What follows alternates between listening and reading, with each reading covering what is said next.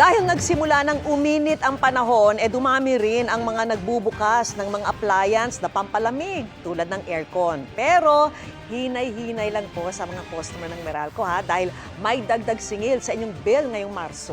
Nakatutok si Mark Salazar. Sakto sa unti-unting pag-init ng panahon ang 26 centavos per kilowatt hour na pagtaas sa singil ng Meralco ngayong buwan. Para sa mga typical na customer na kumukonsumo ng 200 kilowatt hours kada buwan, katumbas po ito ng 53 pesos na dagdag sa kanilang kabuang bill. Tatlong fees na makikita sa ating electricity bill ang tumaas at nagresulta sa dagdag singil. Ang dahilan, natapos na po yung isang beses na regulatory reset fee adjustment last month. Gayon din po mas mataas yung transmission charge at yung feed-in tariff allowance. Yang mataas na singil siyempre, inaasahang mahahatak lalo ng mataas ng konsumo sa electric fan, sa aircon at iba pang pampalamig. Magkano monthly nyo pag hindi tag-init? Normal lang. Mga 1,500, 2,000. So nagiging 3,000 yan? Mahigit pa. Itong March pa naman, yung seasonally, hindi ganun kalaki yung increase pa.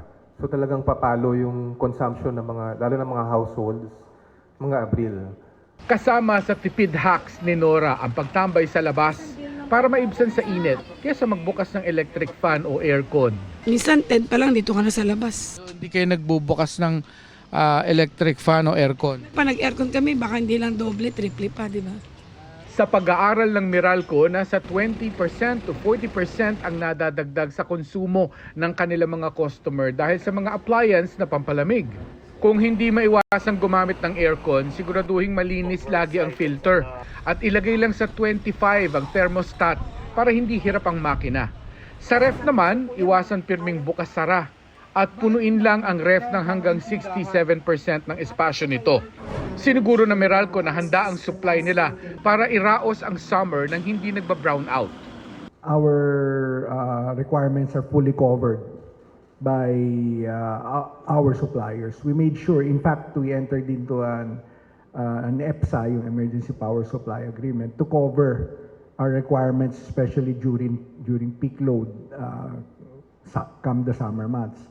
Para sa GMA Integrated News, Mark Salazar, nakatutok 24 oras.